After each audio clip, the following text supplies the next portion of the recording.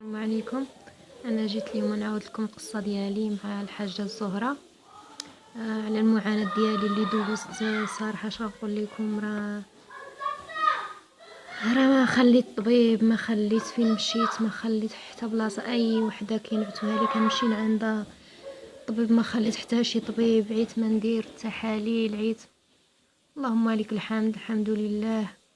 ودابا ربي الحبيب سهل عليا مع الحاجه الزهره. صراحه الله ونعم الخلق ونعم الانسان، الحمد لله. المهم هدرت معاها، لقيت النمره بحال هكا، لقيتها في الجروب، في واحد الجروب. النمره هزيتها من الفيسبوك، اتصلت بها، عاودت لها شنو عندي، قلت لها الطبيب شنو كيقول لي، شنو مشخص. الطبيب قال لي راه ما يمكنلكش تولد، يعني ما يمكنش تولد، ضروري خصك دير اطفال انابيب.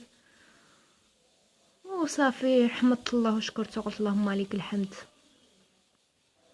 وملي لقيت هاد النمره عملت تجربه، يعني ما مأكداش. الحمد لله. وعيطت لها، جاوبوني. اي حاجه وقفت عليها كنتصل بهم كيجاوبوا، كتصيفط لهم اوديو كيجاوبوك في البلاصه. الحمد لله. درت الدواء، صيفطت لي الدواء، درتو، بقيت نتبع معايا عيب التليفون. اللهم لك الحمد. دابا هو جاب ربي الحبيب تيسر، الحمد لله. عقبا اللي ما عندوش، الله يسهل على جميع اللي محروم مسكين.